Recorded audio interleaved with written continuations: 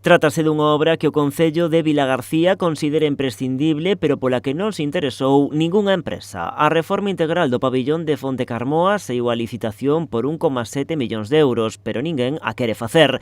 Agora, Rabella vai recalcular o seu orzamento para que o proxecto esperte o interese de algunha compañía. Se vai a reformular o orzamento económico, a parte económica do proxecto, porque, bueno, por unha suba nos materiais e demais, e bueno, pois os técnicos do Concello están facendo unha nova memoria económica para, bueno, para poder sacalo cun poquinho máis de marxe de maniobra para as empresas, non?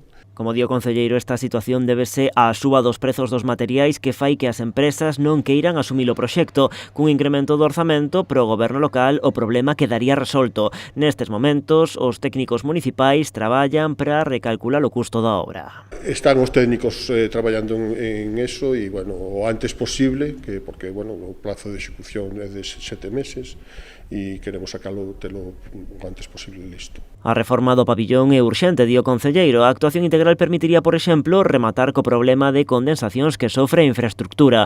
Ademais, contémplase tamén reformas nos vestiarios ou na cuberta. O pabillón ten 40 anos e, bueno, quedou en moitos sentidos obsoleto, e a reformulación que llevamos a facer non solamente para evitar o problema de condensacións, que é un dos problemas máis importantes que ten o pabillón de Fontecarmoa, sino que se vai a cambiar vestiarios, a poñer enerxía fotovoltaica, cambiar todo o sistema eléctrico, bueno, é dicir, é unha obra de un calado moi importante. A cuberta tamén, incluso melloras en todos os sentidos. O proxecto está cofinanciado pola Xunta e o Concello, que aporta a maioría dos fondos. Unha vez actualizado o orzamento, Rabella terá que determinar o xeito no que se vai facer fronte ao sobrecusto do proxecto.